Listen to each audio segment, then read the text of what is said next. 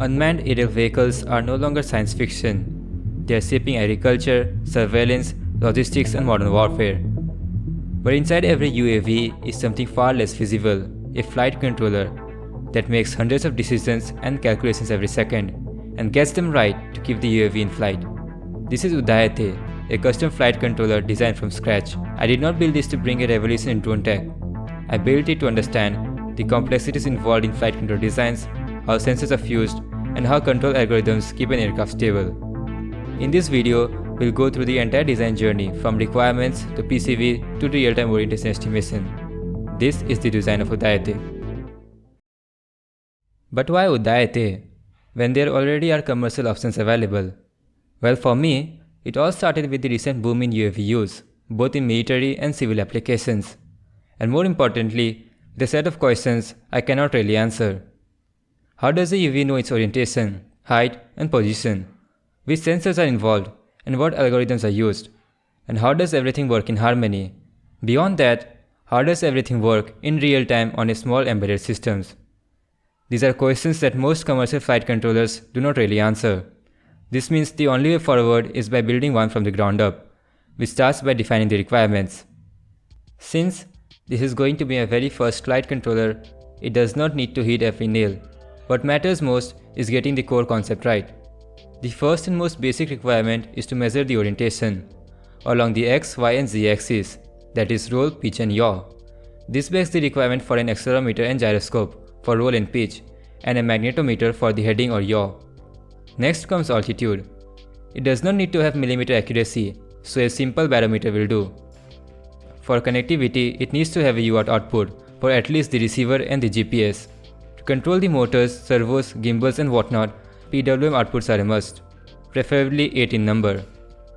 An I2C peripheral to interface with an EEPROM to store calibration constants and configuration. For future connectivity, an SPI output would be much appreciated. The target update rate should be around 1 kHz. Higher is always appreciated. I haven't given much thought on the size, somewhere around 60 x 60 mm would be great. The cost, however, needs to be low. Since the focus here is to learn about control algorithms and sensor fusion, which involves a lot of floating point operations, the MCU must have a floating point unit to speed up the operations. With the requirements in place, the next question is what hardware can actually meet those requirements. Most of the design decisions such as update rates, connectivity, and floating point unit revolve around the MCU. So the logical place to start is with the MCU. There are a lot of MCU lineup that fit this spec, such as PICs, NXP, ESP, and STM32. The final choice boils down to peripheral availability, cost, and toolchain and development complexity. Since I have prior experience with STM32s, that boils the MCU vendor choice down to, well, STM32.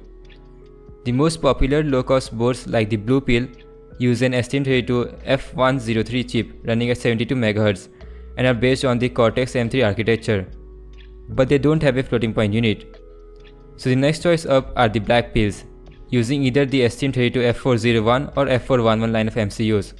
Both of them have a floating point unit, but the F411 has a max clock speed of 100 MHz while the F401 tops at 84. Couple this with the marginal price difference, we have a winner. The F411 has several variants. The one I'll be using in particular is the STM32 F411RE, just because it offers more storage and RAM and is available in an easy to solder LQFP package. UAVs need to know their orientation to maintain stability. A microcontroller by itself is not going to do much in that regard, so we must now select an IMU. The obvious choice would be the popular MPU 6050. It is widely used and has tons of documentation and libraries. Unfortunately, it is no longer produced by the original manufacturer TDK.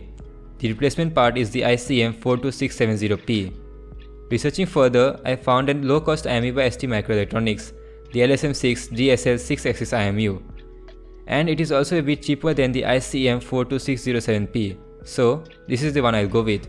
To determine the heading, we need a magnetometer. BMM 350 by Bosch seems quite popular.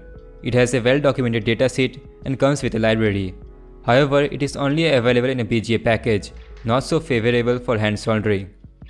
Researching further, I found this MLX 90394 3-axis magnetometer. The datasheet is well documented and it is quite cheap, so this is the one I'll go with. To measure the altitude, we need a digital barometric pressure sensor. BMP 280 and 180 by Bosch are widely used in the hobby community, but it is no longer in production. The newer recommended part is the BMP 390, and that is what I'll go with. Great, we have selected 4 of the most critical components in a flight controller, but they are dead weight without a power source. This brings me to the power source. I plan to run the quadcopter using a 3S LiPo battery with a nominal voltage of 11.1 volts. This is going to be stepped down using a buck converter to 5 volt and supplied to the flight controller. The MCUs and other components work at 3.3 volt, so the voltage needs to be stepped down further to 3.3 volt. The MS117 line of LDOs are quite popular, but it is kind of large in size and has a dropout voltage of 1.1 volt. We can certainly do better than that. The TLV75733 PDRV by Texas Instruments is a 1M 3.3 volt LDO. It requires minimal components and has a dropout voltage of just 425 mV at 1 amp. Perfect. To store the configuration and calibration constants, I have settled on the M24C02-FM EEPROM by ST Microelectronics, mainly because it is cheap and has tons of storage options and is readily available. With this, we have selected all the primary components. There are other miscellaneous components such as resistors, capacitors and USB connectors, all of which are chosen on the basis of low cost and are from reputed vendors. The components won't arrange themselves onto the PCBs, which means we must now design the schematic and lay out the PCB. This process involves a lot of iteration, and it takes time to get it right. So, instead of going through every step in detail, we are going to look at the finished schematic and work through the design at a high level. The schematic is sectioned into 6 blocks and pages. At the center is the MCU, surrounded by the peripherals, power and IO blocks. We'll go through them one by one. There is not a lot going on in the power supply section. It is just an LDO with input and output capacitors along with a power indication LED. The input to the LDO does not come directly from the 5V net, but through the P_LDO in net. I'll discuss why that is the case later on. Moving on is the microcontroller section. It looks quite daunting at first, but it is quite simple. At the top are the decoupling capacitors, 0.1 microfarad and 2.2 microfarads respectively. Their values and placement guidelines are taken directly from the datasheet. The 0.1 microfarad capacitors should be placed at each VDD pin, whereas 2.2 microfarads should be placed in vicinity to one of the VDD pins. On the left are the reset and boot 0 switches, each with a rebounce and pull up or pull down circuit. This is a 24 MHz crystal oscillator from Abracon. The load capacitors for the crystal are calculated using this formula. CL is the load capacitance for the crystal defined by the manufacturer. CS is the stray capacitance, including the capacitance of the PCB and the MCU pin.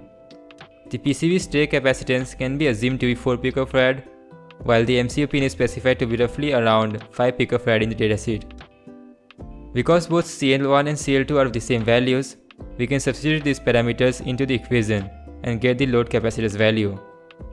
There is also this 22 ohm series resistor, and this is to limit the drive level to the crystal.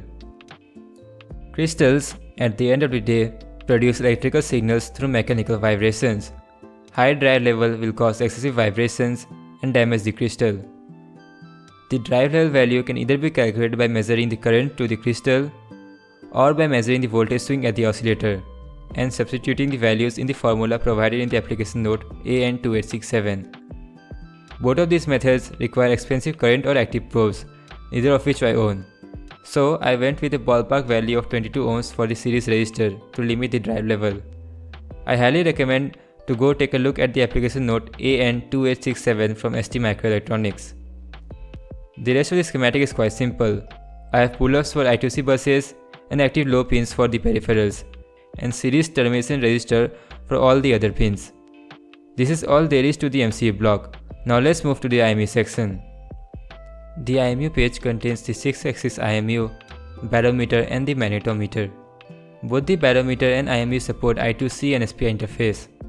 However, in my design, I have opted to use I2C. The slave address is set based on the SDO pin state. The power supply and decoupling capacitors are taken from the datasheet. The peripheral page contains the EEPROM and the status LEDs for ARM, GPS lock and error. Page 5 and 6 are for IO ports. Page 5 contains the USB-C port, 8 outputs for the motors, and the pads for SPI connectivity. The Weaver's pins of USB-C receptacle are tied together with 2.2 microfarad capacitors on each pin and fed to the LDO through a diode. The data pins have a ESD production chip, the USB LC6-2P6 by ST Microelectronics. The CCA1A and CCA1B pins are pulled down to ground through a 5 kΩ resistors to negotiate 5 volts from the USB. Page 6 contains the pads for the two UART ports, SWD pins for programming and debugging, mounting holes, and the pads for 5 volt power. The 5 volt for the entire system enters through this pad. The power is filtered through 3 2.2 microfarad capacitors and passed to the LDO through a Schottky diode. Remember, the LDO is connected to the PLDO in net rather than the 5 volt net. This is because I wanted the USB to only power the MCU, IMU, barometer and other peripherals on the board, and not the RC receiver, GPS or the servos through the 8 output channels. The 5 volt pad on the other hand powers the entire board including the motor outputs, RC receiver and GPS. Well, this does about everything that there is to the schematic. Now, let's explore through this PCB design. Here is the PCB. It is a 4-layer single-sided PCB with a dimension of 60 x 60.1 mm. The top layer is for signal, the inner layers are for solid ground plane, and the bottom is for power and low speed signal. I have opted to use routed power instead of copper ports. The MCU is at the center. On the bottom left are the outputs for the motor and auxiliary channels. The pins are labeled as ground, 5 volt and signal. The 6-axis IMU is at the top. To its left is the magnetometer and below it is the barometer. The IMUs are placed away from any source of vibrations, power source as well as away from the mounting holes. The switches are placed at the top left and below it is the crystal oscillator. The load capacitors are placed close to the crystal and the entire circuit is surrounded by guard rings. This is to reduce interference from other signal lines. Additionally, detail signals and power rails should be kept away from the oscillator.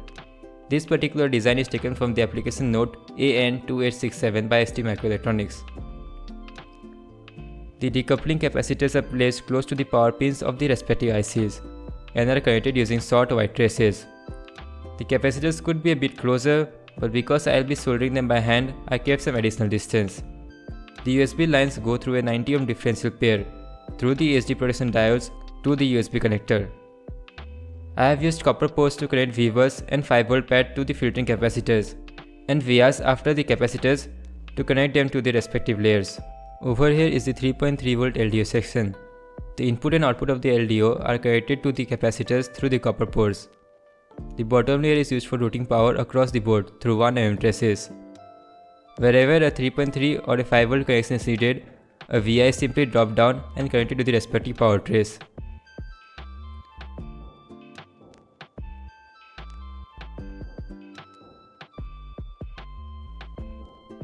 To stitch the two inner ground planes together and provide low impedance return paths, stitching vias is spread all around the PCBs.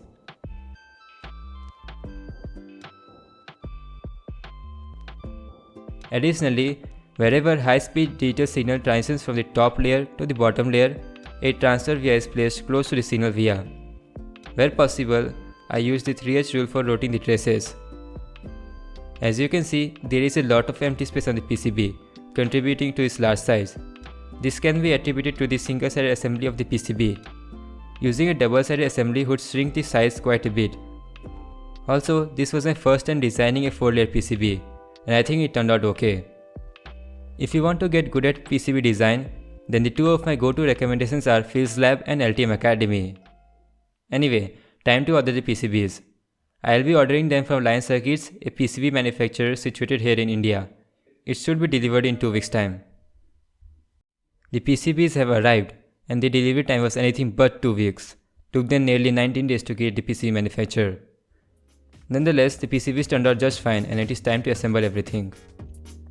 I did not film the entire assembly process, although it is safe to say soldering assembly components with a crappy soldering iron is not the most pleasant experience that you can have. And it goes without saying that you need a hot test station to solder the IMU, barometer and the oscillator. Throughout the assembly process, I checked for shorts using a multimeter. Here is the assembled PCB, and I must say it looks quite good.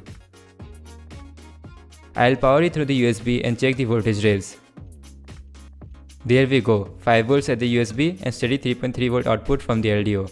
Perfect. Okay, let's see if the MCU and oscillator circuit are working fine by uploading a Blink program. And the Blink program seems to be working perfectly fine. Few months ago, I wrote this platform independent driver for the LSM6 DSL IMU. There's also a porting guide to port it to the Arduino framework as well as the STM32 Hall framework. I'll use this to test the LSM6 DSL IMU. Alright, the accelerometer and gyroscope are set to work at output data rate of 416 Hz with a full scale range of 4G and 1000 dps respectively. The gyroscope high pass filter and the accelerometer low pass filter are both enabled. The IMU is set to generate IRQ when both the accelerometer and gyroscope data are ready. The values are sent through the virtual COM port to my PC. As you can see, the gyroscope and the accelerometer are both working perfectly. While we can read the IMU values, it does not tell us much about the orientation of the flight controller. To figure it out, we must fuse the data from the gyroscope, accelerometer and the magnetometer. There are several methods of doing so. The simplest one is to use a complementary filter. However, it is not very accurate. A more robust and accurate filter is an extended Kalman filter. It uses the gyroscope to predict the orientation and the readings from the accelerometer and magnetometer as measurements to correct for any error. A month ago, I wrote this Quaternion based extended Kalman filter library. The benefit of using a Quaternion is that it avoids a mathematical phenomenon called gimbal lock that comes with using Euler angles. Gimbal lock occurs when two axes align, usually when your flight controller is pointing straight up or straight down. This video explains gimbal lock in an extremely intuitive manner. I'd highly recommend that you watch it. Enough talking, let's test the EKF on our flight controller.